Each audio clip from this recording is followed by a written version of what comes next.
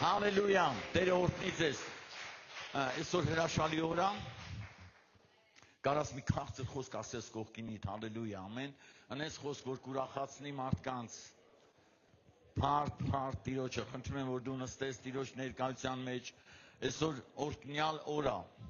Օրհնված օր է, ես հավատում եմ, որ ամեն մեկը այսօր օրհնված կլինեք, որովհետև այսօր մենք ունենք մի հատ հրաշալի եղբայր Երևանի կյանքի խոս եկեղեցու հովիվ եւ իրակին արեք ծափարենք Տիրոջը նրանց համար։ Հալելույա։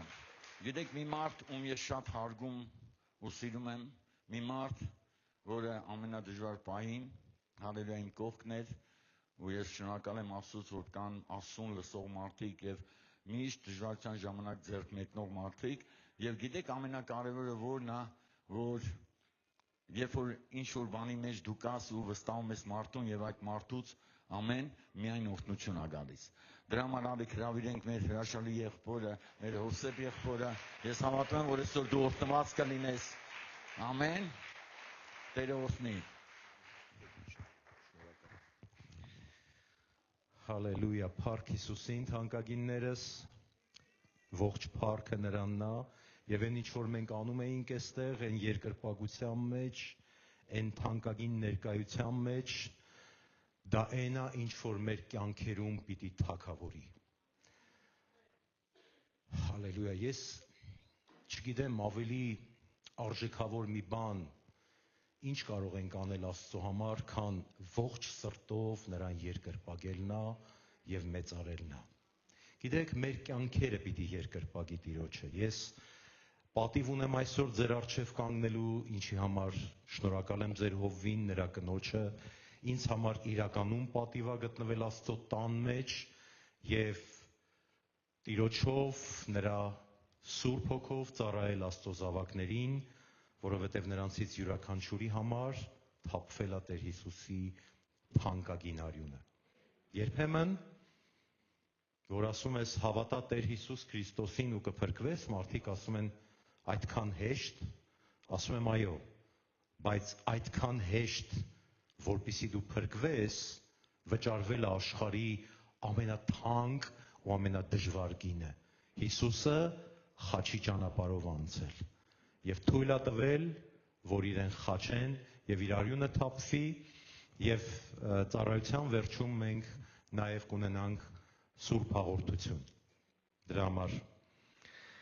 պատրաստենք մեր սրտերը մոտենալու Տիրոջ հաղորդությանը արժանապար։ Աստված օրհնի ձեզ, իրականում հրաշալի եւ թանկագին Աստծո ներկայություն է այստեղ տիրում։ Ես ներքևում կանգնած էլ այդ ներկայության մեջ այնպես այնքան ուժեղ էր, շնորհակալություն փառաբանության թիմին, որովհետև իրոք Աստծո ներկայությունը եկել էր։ Գիտեք, ես մի չափանիշ ունեմ հասկանալու համար փառաբանությունը օծվածա թե չէ։ Իմ աչքերից սկսում է ջուր գնալ։ Ես լացկան չեմ, բայց հենց որ Տիրոջ օծությունը գալիս է, իմ աչքերից սկսում է ջուր գնալ ու ես դրա հետ ոչինչ չեմ կարող անել։ Դրա համար շատ օրհնված եմ եւ հավատում եմ, լիահույս եմ, որ այսօրվա ուղերձը քեզ համար նույնպես օրհնություն կլինի։ Թանկագիններս, ուղերձը կոչվում է Արդյոք հավատք կգտնեմ։ Ղուկաս ավետարանի 18-րդ գլխի 8-րդ խոսքում Տեր Հիսուսը ասում է հետևյալ խոսքերը. Ասում եմ ձեզ, թե շուտով իրավունք կանե նրանց համար, սակայն մարդի որդին գալիս, արդյոք հավատք կգտնի երկրի վրա։ Քարոզը հենց այդպես էլ կոչվում է, արդյոք հավատք կգտնեմ։ Գիտեք, այս հարցը տալիս է Տեր Հիսուսը, եւ ինքը ոչ մի անիմաստ, ոչ մի հենց այնպես հարց չի տալիս։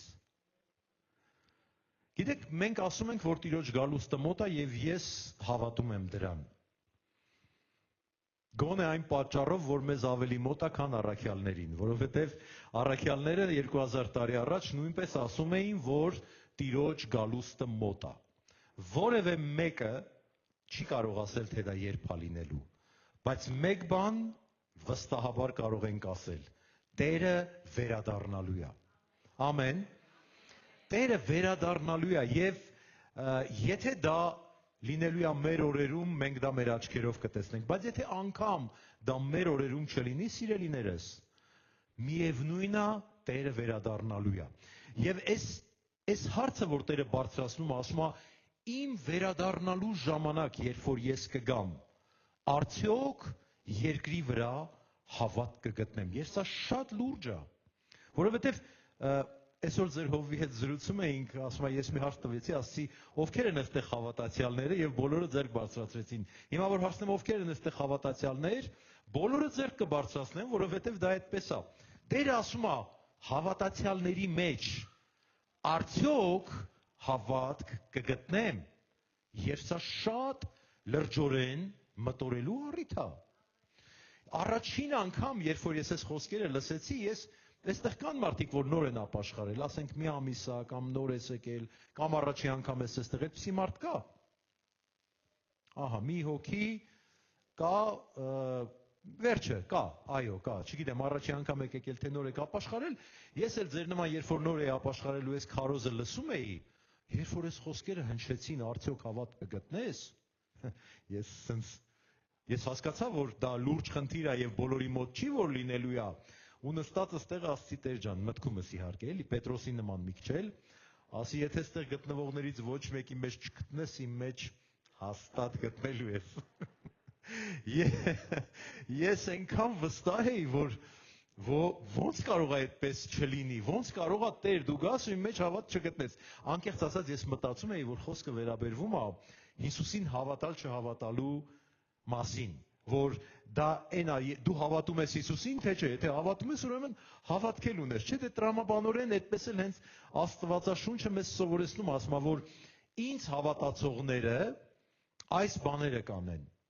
Սա ինչ է նշանակում։ Սա նշանակում է, որ երբ որ մենք ասում ենք, որ մենք հավատում ենք Հիսուսին, մենք պիտի հասկանանք, թե դրա մեջ ինչքան լիություն կա, ինչքան խորություն կա։ Թանկագիններ, ոչ թե ուղղակի հավատում եմ, այլ հավատում եմ ամեն այն բաներին, ինչ որ Աստծո խոսքում գրված է։ Եվ ես մտածում էի, որ քանի որ խոսքը այդ հավատացյալների մասին է, որտեվ Աստվածաշնչում նույնպես գրված է, որ Մատթեոս 24-րդ գլխում գրված է, որ երբ որ Տերը կգա, երկրի վրա հավատացյալներ կլինեն։ Այնպես չի, որ գալու է ու ոչ մի հավատացյալ չի լինելու, որտեղ ասում է, ես իմիններին կկանչեմ, իմ աջ կողմում կկանգնացնեմ, այդպիսի մարդիկ լինելու են։ Եվ ուրեմն խոսքը բոլորովին ուրիշ հավատքի մասին է, որ Տերը բարձրաձայնում է։ Արդյոք կգտնեմ հավատք երկրի վրա, ասում է Տերը։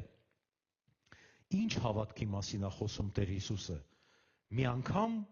Հեթանոս հարյուրապետի մեջ Հիսուսը այնպիսի հավատք տեսավ, որ պտտվեց իր հետ եկողներին, ասեց Իսրայել ժողովրդի մեջ էլ այսպիսի հավատք չտեսա։ Գիտեք ինչ է նշանակում Իսրայել ժողովրդի մեջ էլ չտեսա։ Իսրայել ժողովուրդը Աստծո ընտրյալ ժողովուրդն էր։ Ժողովուրդ, որը գիտեր բոլոր պատվիրանները։ Ժողովուրդ, որը գիտեր Աստծո բոլոր հրաշքները, որ Տերը արել էր Եգիպտոսից դուրս բերելուց սկսած, որովհետև նրանք սերնդեսերունդ պատմում էին բոլոր այդ հրաշքների մասին։ Ժողովուրդ, որը գիտեր, որ կենդանի Տեր Աստված իր հետ է։ Եվ այս ժողովուրդը, որ այս ամեն ինչը գիտի, չունի այն հավատքը, որը Հեթանոս հարյուրապետը դրսևորում է, որը Հիսուսին զարմացնում է։ Ուզում եմ այդտեղ կարդալ։ Դա Ղուկաս ավետարան 7-րդ գլխի 6-ից 9-րդ խոսքերն են։ Պատմություն այն բանի մասին, թե ինչպես այս հարյուրապետը մարդ է ուղարկում Հիսուսի մոտ, բավականին հարգալից մարդիկ է ուղարկում, եբրայեցիների ծերերից եւ ծառայողներից, եւ թախանձագին խնդրում է, որպեսզի Տերը այցելի իր տուն իր ծառային բժշկելու համար։ Եվ բոլորը ասում են ինքը արժանի է իրոք, որ դու այցելեց իրան։ Մարդիկ ովքեր եկել են ասում են, այսինքն բարի վկայություն են տալիս այս հարյուրապետի մասին։ Այնինչ ինքը Հեթանոս է, ինքը հրեա չի, եւ ինքը մանկուց չի լսել Աստծո հրաշքների,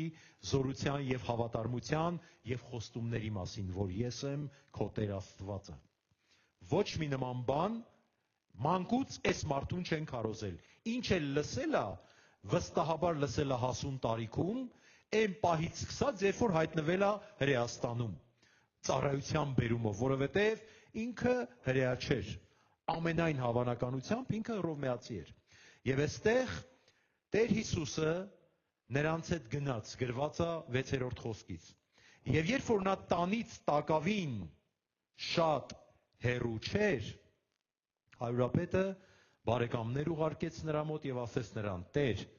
մի հոգնիր, որովհետև արժանի չեմ, որ իմ հարկի տակ մտնես։ Նրա համար ես իմ անձն էլ արժանավոր չհամարեցի քեզ մոտ գալու, այլ խոսքով ասիր եւ ծառաս կբժշկվի, որովհետև ես էլ իշխանության տակ դրված մարդ եմ,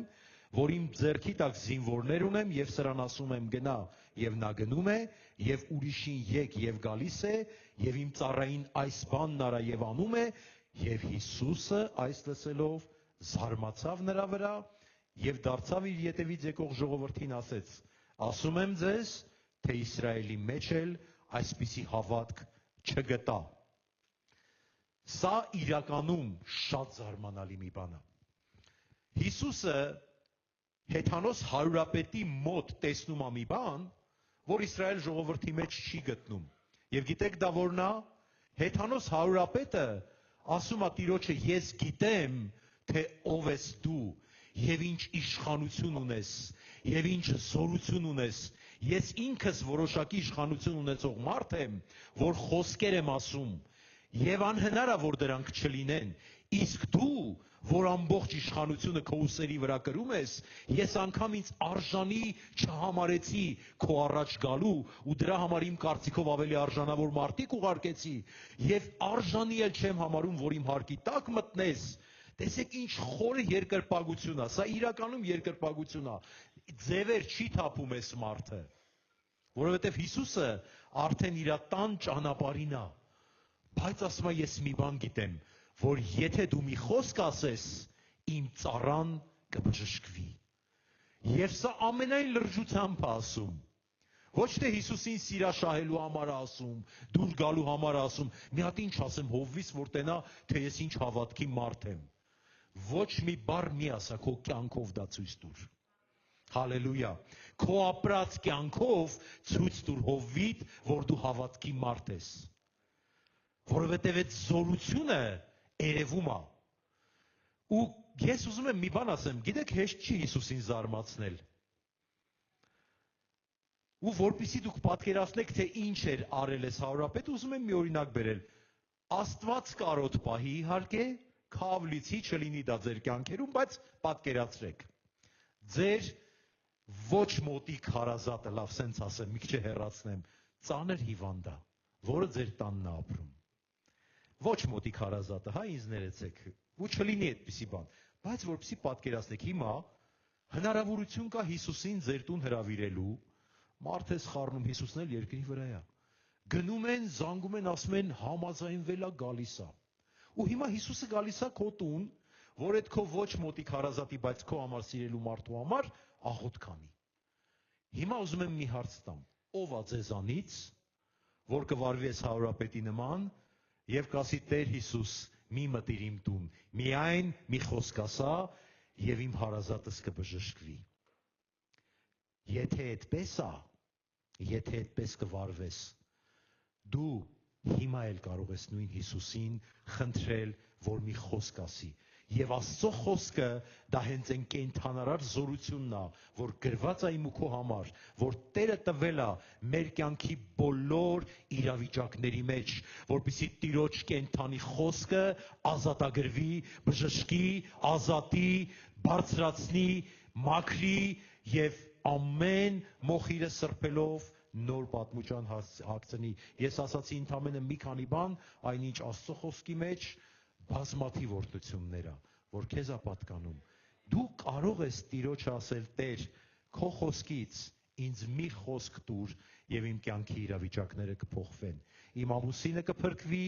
իմ երեխաները կազատագրվեն, իմ տունը եւ ես կծառայենք քեզ, որովհետեւ նույն Հիսուսը այսօր նույն Տերը կենդանի է եւ զորավոր է եւ նույն ձևով գործում է երկրի վրա։ Ոչ մի տարբերություն։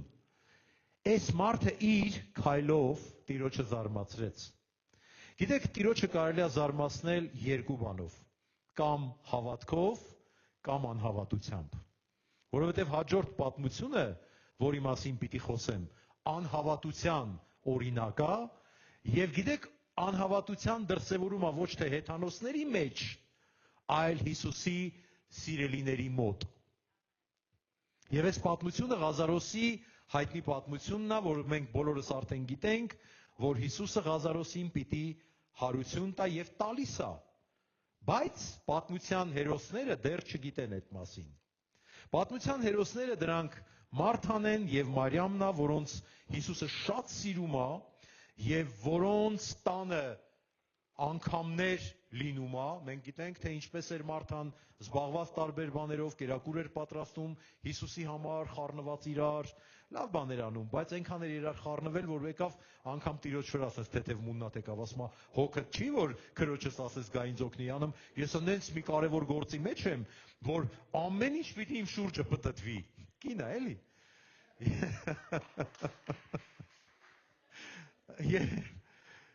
Եվ Տերը ասում է, Մարթա, վատ բան չես անում, շատ բաներով զբաղված ես, ինձ համար ես անում իհարկե, բայց ավելի կարևոր մի բան կա, որ պետք էր անել։ Եվ սա Հիսուսի սիրելիներն են։ Իր սիրելիներն են։ Եվ այնպես է ստացվել, որ Հիսուսը քաղաքում չի, Ղազարոսը հիվանդացել է մերձի մահ, եւ մարդ են ուղարկում, ասում են, քո սիրելին մահամերձ է, եկ։ Եվ Հիսուսը փոխանակ գամ երկու օր էլ չի գալիս, մինչև Ղազարոսը մեռնի։ Ու հենց մեռնում ասում է, Ղազարոսը ննջեց, գնանք նրան հարուցանենք։ Ասում են, դե որ ննջեց, կարթնանա, էլի ինչ իմաստ ունի գնանք, որտեվ այդ պահին Հիսուսին որոնում էին, որ սպանեն։ Որտեվ աշակերտներից մեկը անգամ ասում է, հա, լավ է, էլի գնանք մենք էլ Ղազարոսի հետ մեռնենք, այսինքն շանս չկա, որ մեզ բռնեցին, չեն սպանելու։ Եվ Տերը գալիս է այն բանից հետո, երբ Ղազարոսը արդեն մահացել է։ Եվ ասում է, ես ուրախ եմ, որ ես ձեր հետ էի, եւ դուք այդ ամենը տեսնում եք։ Ոչ մեկ չի հասկանում ինչի է ուրախ։ Ղազարոսը արդեն մեռել է, ինքն էլ ուրախ է, բայց Հիսուսը գիտի ինչ է լինելու։ Ի տարբերություն բոլոր ներկաների, ինքը գիտի ինչ պիտի տեղի ունենա։ Ես ուզում եմ ասեմ, որ մենք նույն Հիսուսին ենք պաշտում։ Եվ քո կյանքի իրավիճակները ավելի բարդ չեն, քան մեռած 4 օրվա մեռած Ղազարոսին հարություն տալը։ Նույն Հիսուսին ենք պաշտում, եւ եթե չես հասկացել դա դեռ ամբողջ խորությամբ, ես առաջարկում եմ ծոմ վերցնես, որ Աստված հայտնի, թե ով է ինքը, ճանաչելու համար իրան։ Մենք ծոմ ենք վերցնում ինչ որ բաներ, խնդիրներ լուծելու համար, փողերս գան, պարտքերս տրվեն, այս իրավիճակը փոխվի, վրեժ չխոսան, չգիտեմ, աշխատանքից չանեն, այնինչ ես առաջարկում եմ ծոմ վերցնես, ճանաչելու համար նրան, ով այդ բոլոր լուծումները քո կյանքում բերելու է։ Ճանաչելու միակին, կենթանի Աստծուն, զորավորին, որը ունի կյանքի ու մահվան բանալիները, ու որը ասում է, մեկ-մեկ զարմանում եմ քո անհավատության վրա, որ ասում ես, թե հավատում ես ինձ, բայց կյանքդ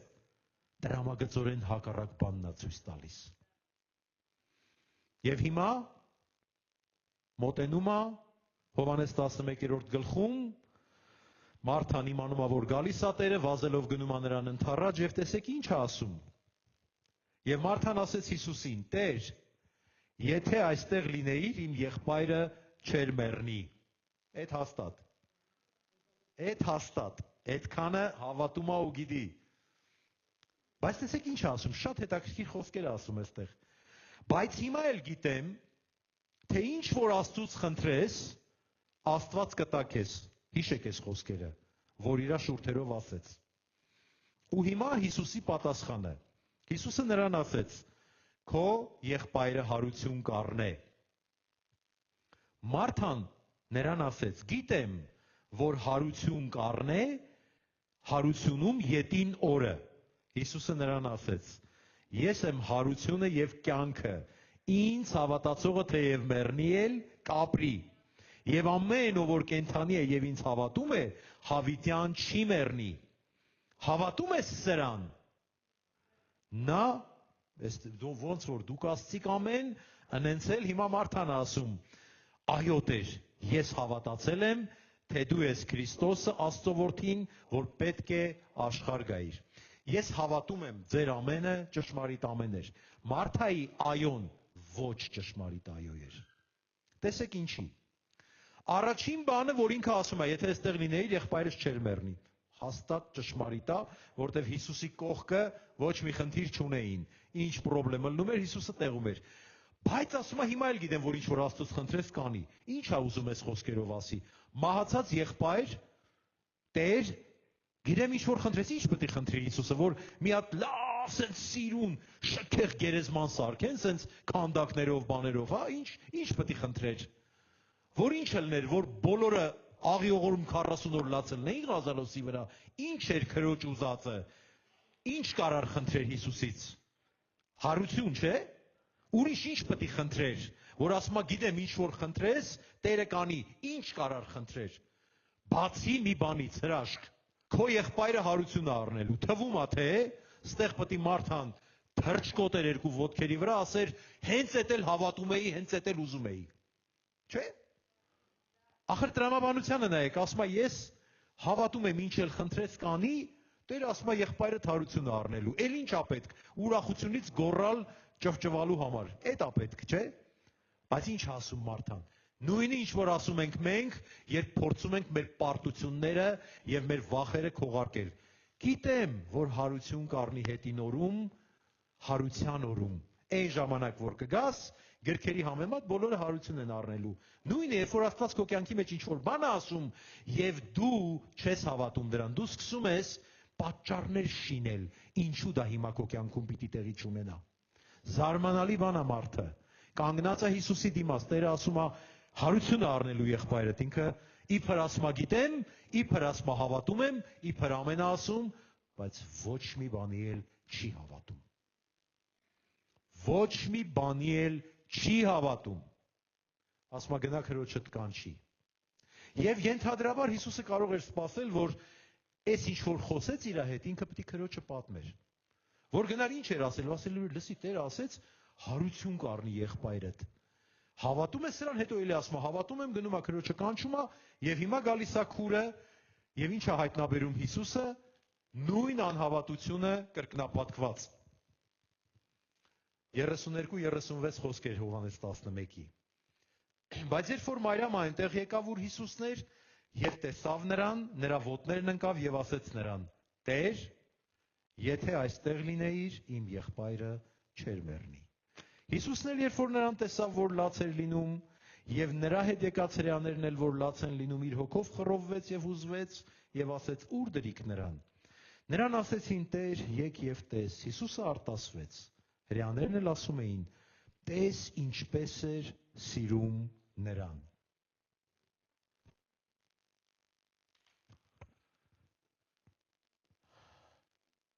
Տեր, եթե այստեղ լինեիր, իմ եղբայրը չէր մեռնի։ Դու չեկար, երբ որ մենք քեզ խնդրեցինք, Հիսուս։ Մենք հո գիտեինք, որ դու կարող էիր մի քիչ ավելի շուտ գալ։ Դու մեր խնդրանքը չարեցիր, Տեր, որովհետև այն մարդկանց, ում մենք ուղարկել էինք քո մոտ աղաչանքով, որ գաս եւ օգնես մեզ, դու դա չարեցիր։ Ու հիմա մեր եղբայրը արդեն մահացած է։ Եվ իրենց երկուսի վերաբերմունքն էլ հետևյալն էր, որ այլևս ոչ մի բան հնարավոր չի փոխել։ Ոչ մի բան, դու ուշ ես եկել, Տեր։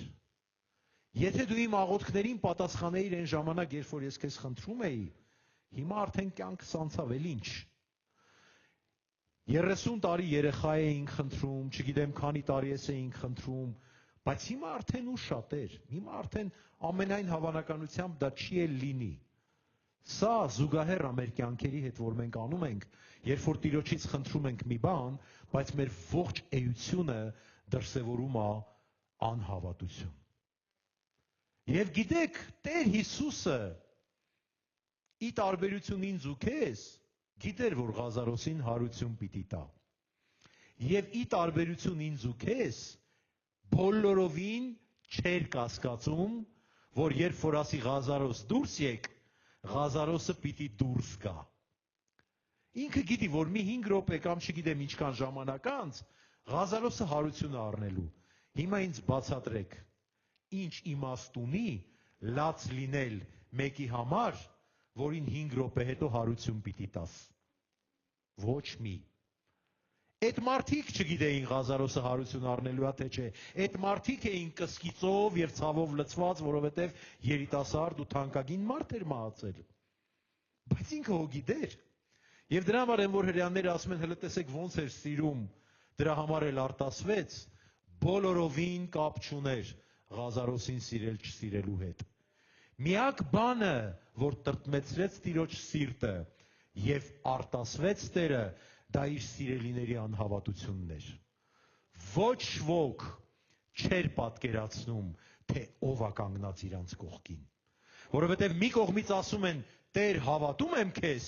իսկ մյուս կողմից գլուխները բռնած, բա ինչ պիտի լինի, բա ոնց պիտի լինի, ու նույնը մեր կյանքերում է։ Երբ որ մենք ասում ենք հավատում ենք քեզ, այդ նշանակում է մենք ապավինում ենք քեզ, մենք հավատում ենք քո հավատարմությանը, մենք հավատում ենք, որ քո բոլոր խոստմունքները ճշմարտություն է, իրականացրու դա մեր կյանքերում, որ մենք էլ փառավորենք քո անունը ու թույլ չտանք անհավատությունը մոտենա ու տրտմեցնի մեր Տիրոջ սիրտը, որովհետև ոչ մի բան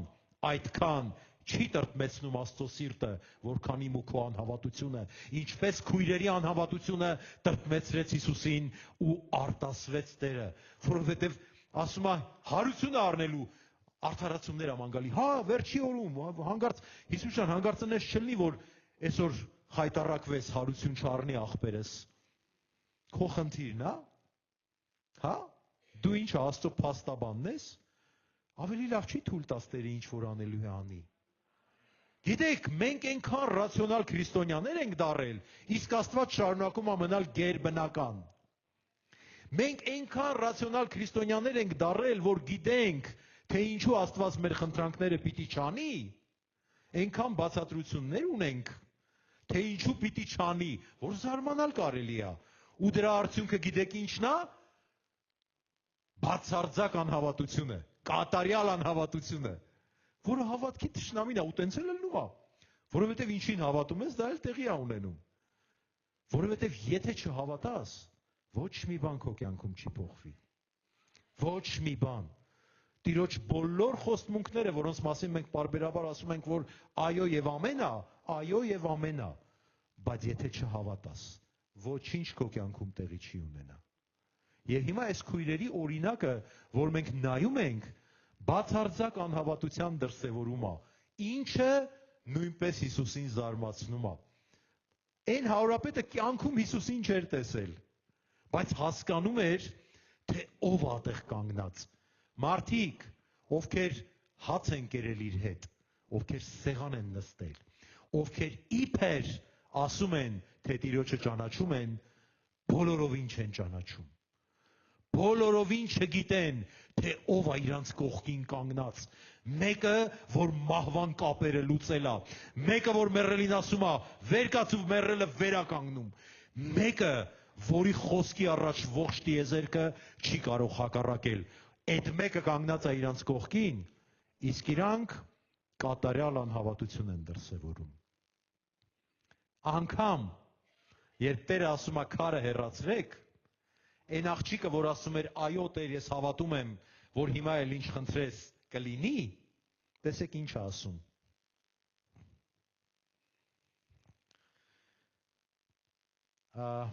Ասում է Տեր, արդեն 4 օրվա մահացած է ասում է, արդեն փտած կլինի, գուցե այդ քարին չկպնենք, խայտարակ չլնենք լրիվ, էլի, հասկանում եք։ Ինչ է ասում, ասում է քարը հեռացրեք, Հիսուսը ընդեղ է, եկել է, տանն է մոտեցել, գերեզմանին է մոտեցել, ասում է քարը հեռացրեք,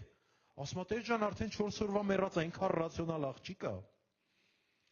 Կարող է դու հաշվի չես առել այդ հանգամանքը, որ 4 օրվա մեռել է։ Այ որ մի ակնթարթում ձեռքդ մեկնեիր, որտեղ բժիշկները ասում են 15 րոպե հետո ուղեղը մեռնում է, էլ ընդեղ անդառնալի բաներ է տեղի ունենում։ Այ փոշուց մարդ ստեղծող Աստված, եթե դու մի քիչ շտապեիր, գուցե մի բան ստացվեր, բայց հիմա այսօ փոշուց մարդ արարել չի, փտել է արդեն ասում է, հոտ է գալի։ Եվ Հիսուսը խիստ ձևով ասում է. «Չասեցի քեզ, որ եթե հավատաս, Աստծո փառքը կտեսնես»։ Եվ քարը վեր առան, ուր որ մեռելը դրված էր։ Հիսուսն էլ իր աչքերը դեպի վեր բարձրացրեց եւ ասեց. «Հայր, գոհանում եմ քեզնից, որ ինձ լսեցիր, եւ ես գիտեի, որ միշտ լսում ես ինձ, բայց այս շրջակա ժողովրդի համար ասեցի, որ հավատան, թե դու ուղարկեցիր ինձ»։ Եվ այս ասելով մեծ ձայնով աղաղակեց. «Ղազարոս, դուրս եկ»։ Եվ մեռելը դուրս եկավ, ոտները եւ ձեռները պատանով կապված եւ երեսը վարշամակով պատած։ Հիսուսը նրանց ասեց. «Արձակեցեք դրան եւ թողեք գնա»։ Հալելույա։ Փառք Տիրոջը։ Գիտեք, այս պատմությունը զուգահեռ է մեր կյանքերի հետ։ Նույն Հիսուսն է, նույն Տերն է, նույն զորությունն է։ Եվ չի ասել, եթե դու ինձ ֆիզիկապես չտեսնես, դե այն ժամանակ ինձ ֆիզիկապես էին տեսնում։ Դրա համար էլ սենց զորավոր բաներ էր լինում։ Քանի դեռ քո աչքերով չտեսնես, կողքդ չլնեմ, Հովվիտ նման շոշափելի չդառնամ, ոչ մի բան էլ տեղի չի ունենա։ Ոչ, լրիվ ուրիշ հակառակ բան ասել։ Երանի նրանց, որ ինձ չտեսան, բայց հավատացին։ Երանի նրանց, ասում է, սա զարմանալի բան է։ Օրինակ ես կուզեի Հիսուսին տեսնել։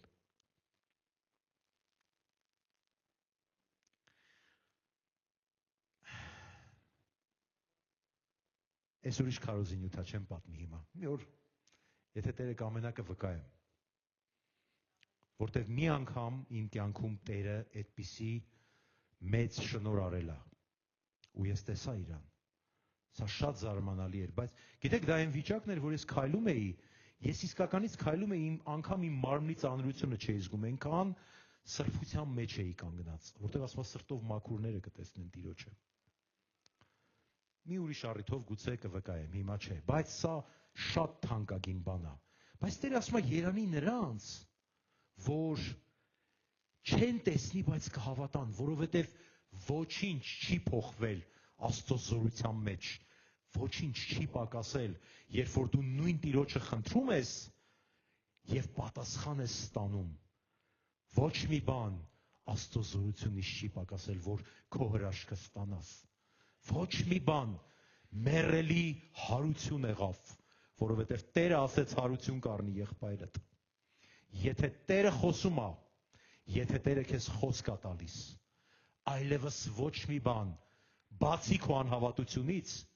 չի կարող դրա արանքում կանգնել։ Միակ խոչընդոտը, որ կարա լինի, դա քո անհավատությունն է։ Դե Տեր ջան, երևի չանես, որովհետև անցյալ օրը կնոջս վրա բղավեցի, երևի չանես, որովհետև հովիվս ասում էր ծառայության մեջ մտի, իսկ ես գլխովին տարված եմ իմ գործերով, երևի այդքան էլ արժանի չլնեմ այդ ամենին։ Մենք այնքան բացատրություններ ունենք, թե ինչի Տերը պիտի չանի, որ միայն զարմանալ կարելի է։ Իսկ կարելի է այդ քո ողջ բացատրությունների բալաստը, փորձառության, բացասական փորձառության բալաստը դենն էտես եւ ուղղակի հավատաս։ Հալելույա, նույն Հիսուսին, որ խոստացել է, որ որտեղ երկուսը կամ երեքը իմ անունով կհավաքվեն, ես այնտեղ ներկա եմ։ Հավատաս, երբ որ խնդրում ես, եւ չտրտմեցնես Տիրոջ սիրտը, որովհետեւ մի պատմություն էլ կա, երբ մի հայր իր որդուն բերում է Հիսուսի աշակերտների մոտ սկզբից, Դիվահարի հայրը, եւ խնդրում է, որ օգնեն, չեն կարողանում օգնեն, եւ հետո բերում է Հիսուսի մոտ, եւ գիտեք ինչ է ասում Հիսուսը. ով անհավատ եւ խոտորյալ ազգ, մինչեւ երբ պիտի ձեզ հետ լինեմ, մինչեւ երբ պիտի ձեզ համբերեմ, նրան ինձ մոտ բերեք։ Զարմանալի բան է։ Գիտեք, մեկ-մեկ մեզ մոտենում են աղոթելու համար ու դու մտածում ես, դե մարդը պետք է որ արդեն հավատք ունենա, էլի մոտենալու, մեծամասամբ այդպես էլ կա, բայց լինում է դեպքեր, որ մարդը ոչ թե հավատքով է եկել, այլ վերջին հույսն ես, ուր ասես գնացել է, որտեղ ասես ավիրել են, հմի վերջին հույս միացես ձեռի հետ ոնց են գնում գրբասների մոտ անեցք ընդունելու, չէ, այդ այնց էլ որպես վերջին հույս մի հատ է գալիս են կողոտ, հələ ձեռը դիր գլխից տենա մի բան կլինի, ասում եմ չէ, չի լինի, արի մի չարչարի ինձ չդնեմ, Լուրջ եմ ասում, մարդիկ կան մոտենում են, ասում եմ, չեմ աղոթի քո համար։ Գիտեք, որովհետև չի լինելու ոչ մի բան։ Որովհետև իմ Աստվածաշունչը ասում է, որ առանց հավատքի ոչինչ տեղի չի ունենում։ Ոչ մի բան։ Եվ ես շունեմ զորությունը, Տիրոջ զորությունն է, որ պիտի մի բան փոխի։ Դու էլ իրան չես հավատում, ես ինչ անեմ։ Ու գիտեք, այս մարդը, որ եկել է Հիսուսի մոտ, բերել է իր որդուն, ինչ է ասում Տերը, սկզբից հանդիմանում անհավատության մեջ, հետո ասում է իրան բերեք իմ մոտ, ու այդ մարդուն ասում է հավատում ես, որ կարող եմ դա անել։ Հիշում եք։ Այս մարդը ասում է, այո Տեր, ես հավատում եմ, եւ մի ակնթարթ հետո հանդիմանվում է իր սրտի համար, որտեվ Տերը թիրախին է խփում։ Գիտեք, երբ որ Տերը հարց է տալիս, դա հենց այնպես չի, երբեք Տերը անիմաստ հարցեր չի տալիս։ Ինչ հարցնում է ինքը հենց թիրախին, արմատին է խփում։ Ինքը ասում է, դու որ հիմա տղայիդ բերել ես, դու հավատում ես, որ ես դա կարող եմ անել։ Դե ոչ չի ասելու, չէ։ Բերը հասցրել է, վերջին հույսն է, որ ասի չեք, ասի դե տղուդ վերցրու գնա, չէ։ Ասում է հավատում եմ, ստում է եւ հանդիմանված իր ստով։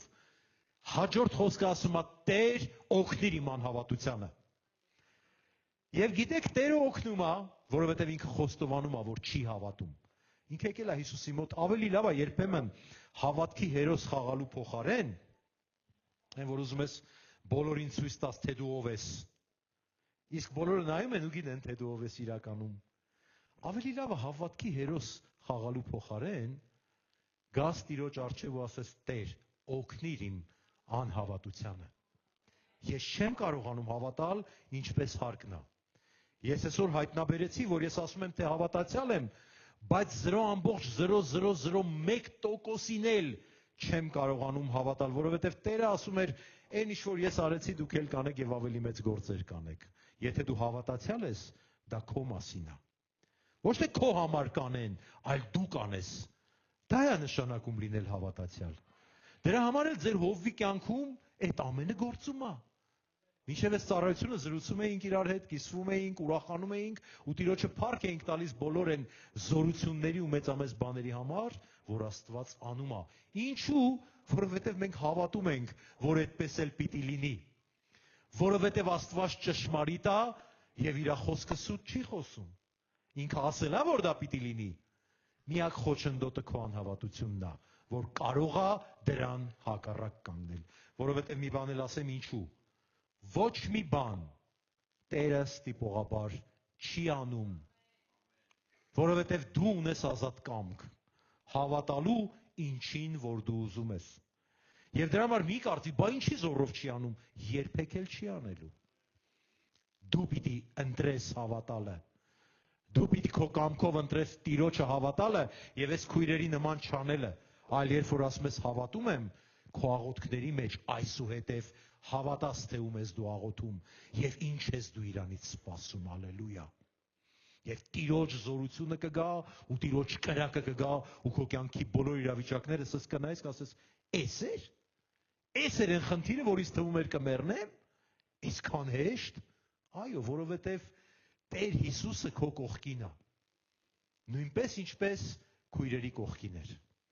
Որովհետև այդպես է խոստացել, ասում է, մինչև աշխարհի վերջը քեզ հետ կլինեմ, քեզ չեմ թողնի, կգամ քեզ մոտ։ Բայց մենք գալիս ենք եկեղեցի, լսում ենք այս ամեն ինչը, դուրս ենք գալիս եւ 5 րոպե հետո մոռանում ենք, թե քարոզը ինչի մասին էր։ Որովհետև չենք փափագում Աստծո կենթանի ներկայությանը եւ նրա կենթանարար խոսքի ջրերի մեջ բնակվել։ Մենք չենք փափագում։ Մենք գալիս ենք Աստծուց ինչ-որ բան պոկելու, ինչ-որ բան ստանալու, ինչ-որ խնդրի լուծում առնելու եւ գնալու մեր դժգույն կյանքերով շարունակելու ապրել։ Բայց Աստված ասում է, այդ չի, որ ես ուզում եմ քո կյանքի համար։ Ես ավելին եմ ուզում քեզ տալ։ Ես իմ թանկագին ներկայության մեջ ուզում եմ, որ դու բնակվես, որ դու հասկանաս ինչ է նշանակում հավատալ Հիսուս Քրիստոսին, որ դու հասկանաս, թե այդ հավատալ բառի մեջ ինչքան զորություն կա, որ տիեզերքի ողջ զորությունը այդ բառի մեջ է, որովհետև մենք այդ բառը ասում ենք, բայց զորությունը ուրացած լինենք կարծես։ Մենք ասում ենք հավատում ենք, բայց եթե հավատում ենք, այդ զորությունը պիտի մեր կյանքերում լինի։ Մենք պիտի հավատանք ամենակարող Աստծո զորությանը։ Ու հիմա սիրելիներս, Ես նորից ուզում եմ Տիրոջ խոսքը կարդալ։ Արդյոք մարդի որդին գալուս երկրի վրա հավատք կգտնի։ Եվ խոսքը հենց հավատքի այն ամբողջական, այն իսկական նշանակությանն է վերաբերվում, որովհետև եթե դու հավատում ես, ուրեմն դու հավատում ես ողջ Աստվածաշնչին, այն ամենին, ինչ որ նրա մեջ գրված է, այն բոլոր խոստումներին, որ Տերը տվել է, եւ դրա համար ավելի լավ է անհավատությունդ բերես Տիրոջ առաջ խոստովանելով ու ասես օգնիր իմ անհավատությանը, որովհետև դրանից հետո Տերը ազատագրեց այդ դիվահար երեխային եւ տվեց իր հորը, որովհետև Տերը մեր անհավատությունն էլ է տեսնում, մեր հավատքն էլ է տեսնում։ Մի անգամ Տիրոջ առաջ եկել էի սենց հովվական պատմուճան ու ուսերից եկել էի ու իմ հովվական տարածքի համար աղոթում էի, այնտեղ խնդիրների համար, սենց շատ մտահոգ էի, էլի, բայց որպես հովիվ էի եկել։ Ու մեկ էլ Տերը ասեց մի հատ այդ պատմուճան ու ուսերիցը թանի ու որպես իմ զավակ արի իմ մոտ։ Այդ պատմուճանը ես եմ քեզ տվել։ Ես սենց հովվի դիրքից էի եկել, էլի, յանում Տեր ջան, եկել եմ սենց մի հատ ցած դիրեն ինչ որ ես քեզ տվել եմ, ու արի իմ մոտ որպես իմ զավակ։ Լսեք, մենք Աստծու մոտ երբեմն գալիս ենք տարբեր ձևերով, բայց մոռանում ենք գալ որպես իր զավակ, որովհետև Աստված մեր հայրն է, մեր սիրող հայրն է։ Հալելույա։ Աստված իմ ուշադրությունը հրավիրեց երեխաների հավատքին։ Այն որ ասում է, եթե երեխաների նման չլինեք, երկնքի արքայությունը չեք մտնի։ Մտածել եք սրա մասին։ Գիտեք, դա ոչ թե երեխայի ոչինչ չիմանալն է, որովհետև երեխաները քիչ բան գիտեն։ Շատ քիչ բան գիտեն, հա, դու այնքան գիտելիքներ ունես, դու Աստվածաշունչը ծայրից ծայր անգիր կարող ես իմանալ, դու ամեն պահին մի հատ պատրաստի խոսք ունես, քեզ մեկը մոտեցել է, չգիտեմ, ջարդ ու փշուր եղած, կոտրված, այն արկայծյալ պատրույգի նմանը արդեն էլ ուժ չունի, ու փոխանակ մի հատ գրկես ասես, չգիտեմ, ինչ ասեմ քեզ, իրականում չգիտեմ ինչ ասեմ, որտեվ չգիտես էլ, բայց այնքան տեղեր գիտես Աստծո խոսքից անգիր, մեկ էլ սկսում ես սենց ավտոմատի նման, դադախ մի հատ խոսք, եթե նեղության օրը թուլացար ուժդ նեղ կլինի, հա, հանգարց չթուլան, մեկ էլ մի հատ ուրիշ դդխ, կես մարդը հազիվավոտի վրա կանգնում, մի հատ է դու սենց կողքից դդխ Աստծո խոսքերով։ Եթե Սուրբ Հոգուն հարցնեիր, կասեր ինքը մի հատ քո գրկելու կարիք ունի, մի հատ, որ դու գրկես ու ասես քո համար իմ աղոթքներում կկանգնեմ։ Всё, հերիք է այդքանը։ Ոչ թե պատրաստի դեղատոմսեր բաժանի, Աստծո խոսքը այնքան գիտես, էլ հետդ խոսալ չի լինում։ Ամեն պատասխանները ունես, պատրաստի դեղատոմսերա, որ սենց գրպաններիցդ հանում ես։ Իսկ Սուրբ Հոգին պատրաստի դեղատոմսեր չունի։ Ինքը ամեն իրավիճակի համար կենթանարար զորություն ունի, որ կարող է դրսևորել։ Հալելույա։ Ու գիտեք, երեխաները չունեն այդ պատրաստի դեղատոմսերից։ Իրանց որ ասում ես սիրում եմ, որ ասում է վերջ։ Ինչ է ինձ պետք։ Պապան ասեց սիրում է։ Վերջ, ես ամեն ինչի ինձ պետք է, պապա, վերջ, որովհետև սիրում ես, չէ։ Ինքը հավատում է, ինքը չի մտածում, որ դու ձևեր ես տապում, եւ դու ձևեր չես էլ տապում։ Դու իրոք սիրում ես, ինքն էլ իրոք հավատում է, ինքը չի երկմտում, չի ասում, բայց սիրում է, թե չէ, բայց գնամ լավ գնահատականներ ստանամ, որ շատ սիրի, թե չէ, թե չգիտեմ ինչ անեմ, տունը մաքրեմ, որ շատ սիրի։ Բոլորովին ասել ես սիրում եմ։ Սիրում է, հավատում է։ Եվ Տերը ուշադրությունը հրավիրել էր երեխաների հավատքին ու ուզում եմ մի երկու պատմություն պատմել այս հավատքի հետ կապված, մի անգամ երբ իմ երրորդ դուստրը Մարիամը, որ փառաբանության մեջ է հիմա, շատ փոքր էր, այնքան փոքր էր, որ մեր ննջարանում էր քնում, այտենց փոքր մահճակալի մեջ, չեմ հիշում քանի տարեկան էր, 2 կամ 3, բայց խոսում էր ու Աստծուն գիտեր արդեն։ Հիմա չէր սիրում, որ լույսը հանգցնում էի։ Ես ու կինս հենց լույսը հանգցնում էինք ու ինքը եթե այդ պահին քնած չէր, անպայման սկսվում էր ուրեմն բաները, դեբատները, հայրիկ լույսը վառի, չէ Մարիամիկ պիտի քնենք ու տենց անդադար, վերջը։ Մի օր հերթական անգամ լույսը մարեցի, ասեց քնած չէր, պարզվեց, կարծում էի թե քնած է, ես էլ այդ դեբատներից խուսափելու համար սպասում էի քնի նոր լույսը մարեմ, այդ օրը շուտ մարեցի։ Ասեց հայրիկ լույսը վառի, ասի Մարիամ ջան, արդեն ուշ է, պիտի քնենք, ես էլ հոգնած էի, ոչ մի ցանկություն չունեի տեղիցս վեր կենալու, ասեց հայրիկ լույսը վառի խնդրում եմ, ասացի Մարիամ ջան, պիտի քնենք, լույսը չի վառվելու, մեկ էլ մի որոշ ժամանակ ձայն չկա։ Ասացի, «Всё, ընդունեց, ես ինչ լավ, արդեն հասկացա, որ լույսը պիտի չվառվի, սովորեց»։ Մեկ էլ մթության մեջ նորից եմ լսում. «Պապա», ասացի Մարիամիկ, լույսը չի վառվելու, արդեն բարկացա։ Մեկ էլ սենց արեց. «Պապա, Հիսուսի անունով եմ ասում, լույսը վառի»։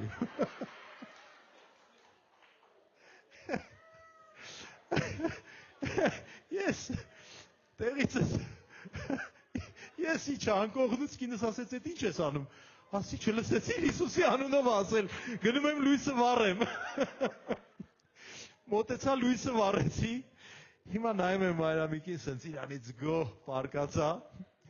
Իհարկե ես իրան չասցի, Մարիամիկ ջան, չի կարելի Հիսուսի անունով հրամաններ տալ։ Ոչ մի նման բան աստվածաբանորեն ճիշտ չի։ Ոչ մի բան էլ չասցի, որովհետև տեսա, թե ինքը ինչքան ուժեղ է հավատացել, որ եթե ինքը Հիսուսի անունը տվել է, ոչ մի բան չի կարա դրան հակառակ կանգնի։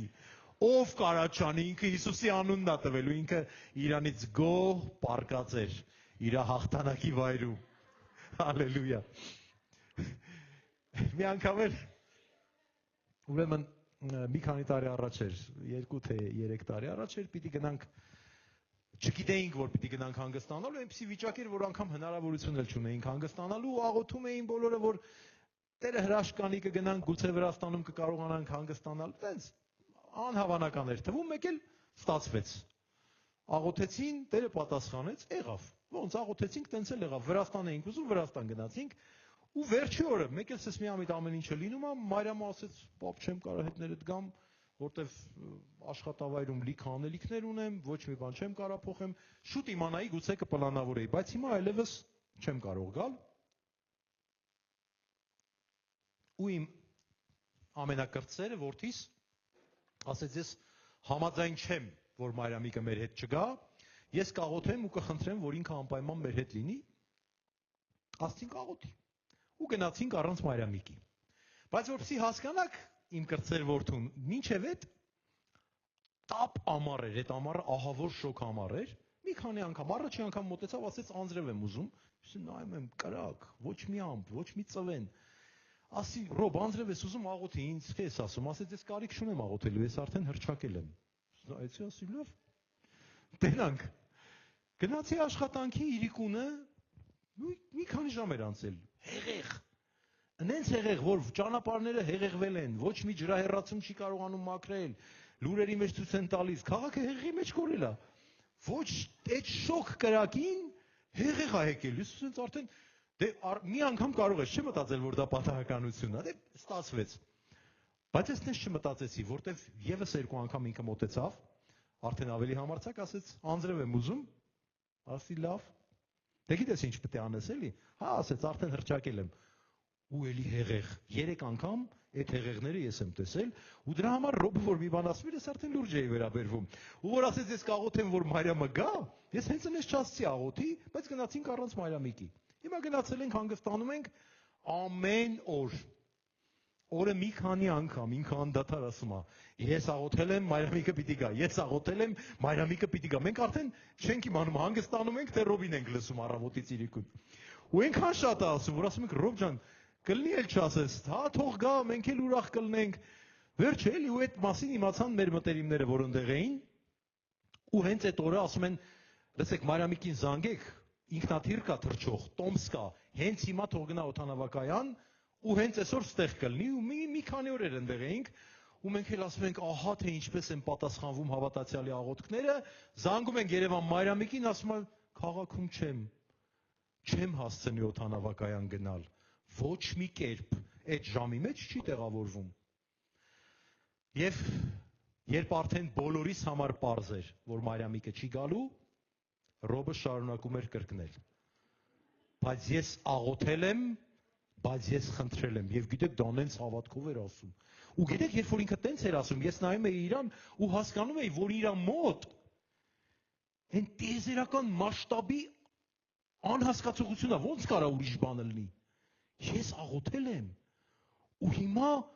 սենց ցախողում չի կարա տես բան լինի, ինքը ասում էր, բայց ես աղոթել եմ, ես խնդրել եմ։ Եվ արդեն ես այդ բանը տեսնելով ասում եի, լավ, ես ոնց բացատրեմ իմ տղային, դե մեծ ենք, չէ՞, մենք ունենք բոլոր բացատրությունները, թե ինչու Աստված պիտի չանի։ Ասում էի, չէ՞ այդ մասին։ Ոնց հիմա բացատրեմ, որ գուցե Աստծո կամքը չի այս պահին, որ գուցե Աստված չի ուզում, որ գա ու բերանս չէր բացվում, որ բառ խոսամ։ Բայց չի էլ կարում նայեմ այդ ոնց է տենց տանջվելով ասում, բայց ես աղոթել եմ, ես խնդրել եմ։ Բայց ես աղոթել եմ ու 1 օր անց այդ դեպքից թե 1.5 օր անց, որտեվ իրիկունը չստացվեց, դրա մյուս օրը չեն, մյուս օրը առավոտյան մեր հյուրանոցի համարի դուռը բացվում է ու Մարիամիկը ներս է մտնում։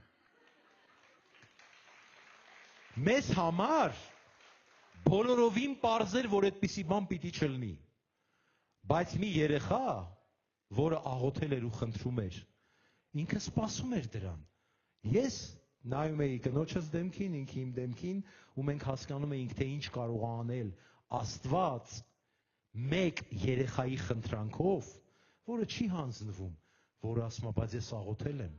բայց ես խնդրել եմ։ Հալելույա։ Հալելույա։ Հալելույա։ Ես ավելի քան վստահ եմ,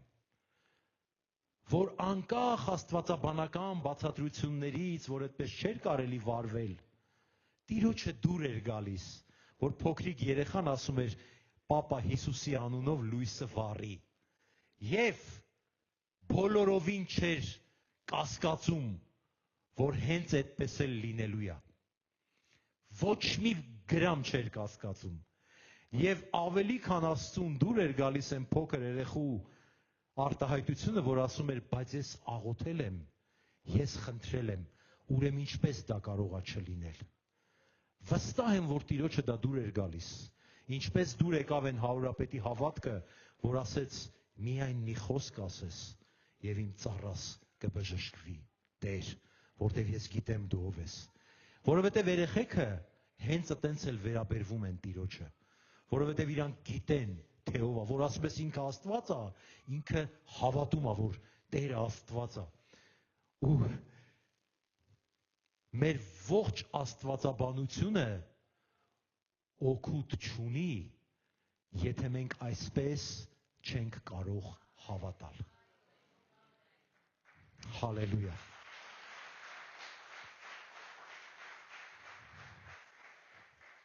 Ես հիշեցի մի բան էլ, ես մեքենա չունեի ու Մարիամիկս ասեց, պապա ուզում ես աղոթեմ, որ դու մեքենա ունենաս, ասի հա իհարկե ուզում եմ, ասեց ես հիմա կխնդրեմ, որ Աստված քեզ վարդագույն մեքենա տա։ Ես սարսափահար էի եղել, ասում էի խնդրում եմ էլի, ինչ կլինի վարդագույն չլինի, որտեվ գիտեի, որ վարդագույնը ալնելու։ Հաստատ գիտեի, մի գրամ չէի կասկածում։ Իրա կարծիքով ինքը լավ մեքենա էր ուզում իմ համար։ Վերջը, ասում եմ, խի բայց վարդագույնը լավն է, ասում եմ, շատ եմ խնդրում էլի, թող երկնագույնը լինի, ուրիշ գույնը լինի, վերջը երկնագույն եղավ, համաձայնվեց հետս։ Իրականում եղավ, բայց ես գիտեի, որ վարդագույն ալնելու, եթե հանգարց հիմա Մարիամիկին չհամոզեմ ու ինքը Տիրոջը չխնդրի, որ ուրիշ գույնի մեքենա տա ինձ Տերը։ Որովհետև չեն երկմտում երեխեքը, երբ որ Տիրոջը բան են խնդրում։ Եվ իրանք աստվածաբանորեն չեն գալիս խնդրելու, իրանք հավատքով են գալիս։ Ումա պետք քո աստվածաբանությունը, եթե ինքը քեզ անհավատության է բերում։ Եթե դու չես կարողանում Տիրոջը մոտենալ եւ հավատալ, որ ինքը լսում է քո խնդրանքը եւ ուզում է քո խնդրանքները անել սիրելիս։ Ում է պետք։ Այն գիտելիքները, որ բոլորին զարմացնում ես աչուձախ, բայց երբ որ բանը հասնում է հավատքով մի բան խնդրելուն, ավելի շատ անհավատություն կա, քան հավատք։ Եկեք թանկագիններս, այսօր որոշում կայացնենք վերադառնալու մեր հավատքի այն տեղին, որը Աստծո խոսքն է եւ աղոթքն է։ Երկու տեղի, ես այդ մասին այսօր չեմ խոսի, բայց տեղն էլ ասեմ ուր պետք է գնաս, որ հավատքդ զորանա։ Աստծո խոսքի մեջ բնակվելու պիտի գնաս։ Տեր Հիսուսի հետ մտերմության պիտի գնաս, ոչ թե այսօր երկու գլուխ կարդացի գնամ հովվիս, ասեմ ամեն օր Աստվածաշունչ եմ կարդում, որ հանկարծ հովիվս հարցնի ու խայտարակ չեմ, ալնի ծառայող մարդ եմ։ Այտենց մի կարդա։ Վերցրու գիրքը եւ ասա Տեր, ուզում եմ քեզ հետ ժամանակ ունենամ։ Ուզում եմ, որ դու հիմա գաս ու ինձ հետ զրուցես, որովհետեւ Աստված իր խոսքի միջոցով է զրուցում։ Հալելույա։ վերադառնանք այն տեղին, որտեղ մեր հավատքը զորանում է, որտեղ մեր հավատքը էլ չի նայում կողքերը, որովհետև ճանաչում է նրան, թե ում պիտի խնդրի, որովհետև ճանաչելիությունը, Հիսուսի ճանաչելիությունը շփումից է գալիս։ Դու չես կարող ինձ հետ չշփվել եւ ինձ ճանաչել։ Այստեղ թերևս քիչ մարդիկ կան, որ ինձ հետ քիչ թե շատ շփումներ ունեցել են։ Մնացածը դուք չեք ճանաչում ինձ։ Դուք լսում եք Աստծո խոսքը, որ ես քարոզում եմ, բայց դուք չգիտեք ինչպիսինն եմ ես։ Բայց իմ հետ շփվողները գիտեն։ Հիմա ինչպես ճանաչեմ Հիսուսին առանց նրա հետ շփվելու։ Դա անհնար է, սիրելիս։ Որովհետև Հիսուսին ճանաչելու մեջ է այդ հավատքի զորությունը, այդ աղբյուրը իր մեջ է, որ գալիս է։ Հենց որ դու իրան ճանաչում ես, դու ասում ես Տեր ջան, մի խոսք, եւ այլևս չես ասում ինչ կլինի, ոնց կլինի, ասում ես մի հատ խոսք տուր։ Մի խոսք, որ հիմա ես եկեղեցի մտնեմ ու իմ հովվի շուրթերից այդ խոսքը դուրս գա։ Ոչ թե խնդրից լուծումն եմ ուզում, այդ խոսքն եմ ուզում, որովհետև հենց որ այդ խոսքը գալիս է, քո կյանքի բոլոր իրավիճակները կփոխվեն։ Մեկ խոսք Տիրոջից, դա ավելի զորավոր է, քան ողջ տիեզերքը։ Հալելույա։ Հալելույա։ Փառք Տիրոջը, սիրելիներս։ Փառք Տիրոջը։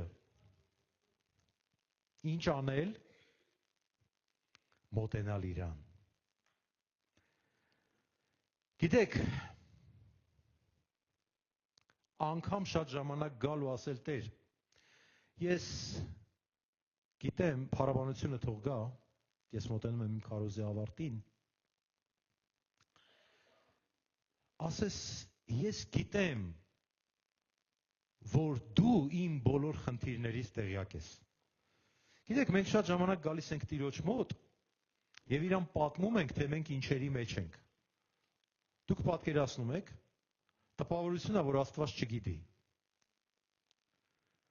Այնպիսի տպավորություն է, որ քո Աստված չի տեսնում, թե դու ինչերի մեջ ես։ Իրանից լավ, անգամ դու չգիտես, թե ինչերի մեջ ես, որովհետև ինքը նաև գիտի, թե ինչու ես դու այդ բաների մեջ։ Դրա համար ոչ թե արի Տիրոջ մոտ պատմելու, թե դու ինչերի մեջ ես, ասա Տեր, ինչ ասեմ, դու ամեն ինչ ինձնից լավ գիտես։ Դու անգամ իմ սրտի խորքերը գիտես։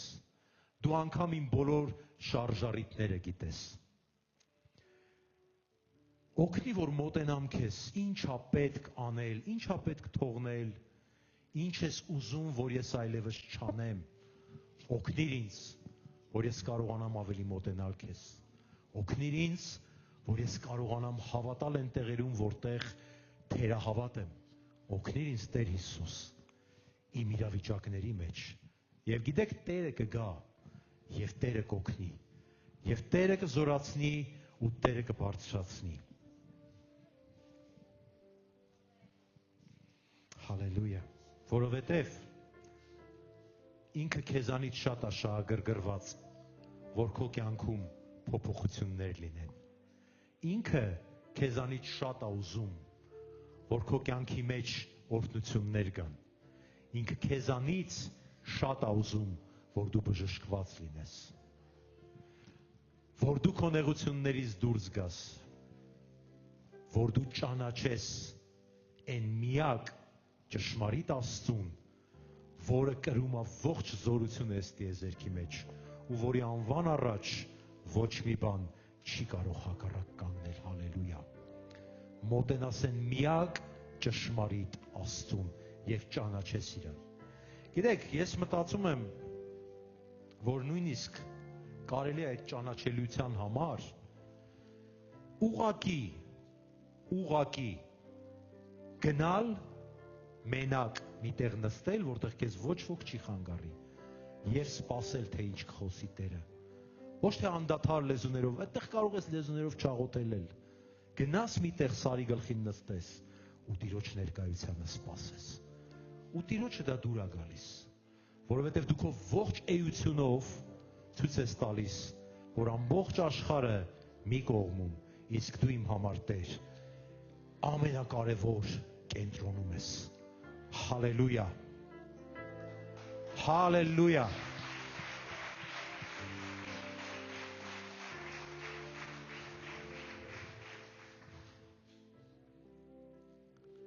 Գիտեք, երկու բան էլ ասեմ ու ավարտեմ քարոզը, որից հետո մենք հաղորդություն կունենանք եւ որից հետո եթե ինչ որ ծայրահեղ, ծանր վիճակում գտնվող մարդ կա, որը սենց չգիտեմ են եզրին ա, որ էլ չգիտի ինչպես պիտի հաղթահարի ու դուրս գա, լսեցիք չէ, ասցի ծայրահեղ, ծանր, այն որ չգիտի ինչ պիտի անի, ոչ թե ձեռի հետ գնամ մի հատ էլ իմ համար աղոթեն, այդ մարդկանց համար վերջում աղոթելու ենք։ Սմիթ Վիգլսվորդը ասում էր, բազմաթիվ մեռելներ էր հարություն տվել այդ ծառայողը։ Եվ ինքը ասում էր, ես չեմ հիշում, որ ես կես ժամից ավել աղոթք արած լինեմ, բայց նաև չեմ հիշում, որ կես ժամ առանց աղոթքի մնամ։ Գիտեք, այս այն չի է, որ դու սենց անընդհատ լեզուներով աղոթես, այս այն է, որ անընդհատ քո հոգին Հիսուսին է փափագում, ինքը չի կարա առանց իրա։ Այս այն կենթանի փոխհարաբերությունն է, որը քեզ անընդհատ տանում է Տիրոջ հետ շփման, աղոթքի, Տիրոջ ներկայությունը որոնելու մեջ, ու տեղ է, որ Աստծո զորությունը գալիս է։ Ու տեղ է, որ մեռելները հարություն են առնում։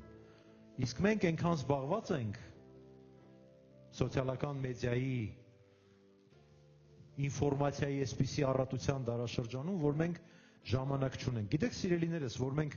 ամեն ինչի համար ժամանակ ունենք, բացի Աստծուց։ Ես ճիշտ եմ ասում։ Մենք ամեն ինչի համար ժամանակ ունենք, բացի Աստծուց։ Շատ ծառայողներ անգամ ժամանակ են գտնում Տիրոջ համար, որ պետք է խոսք քարոզեն, խմբակ մտնելուց առաջ գտնեմ ժամանակ Տիրոջ ներկայության մեջ մտնեմ։ Եկեք փոխենք մեր կյանքերը։ Եկեք փոխենք մեր ողջ առաջնայնությունները։ Եկեք իրան տանք Հիսուսին ու ասենք դու ես Տեր, որ մենք փափագում ենք քո ներկայությանը։ Հալելույա։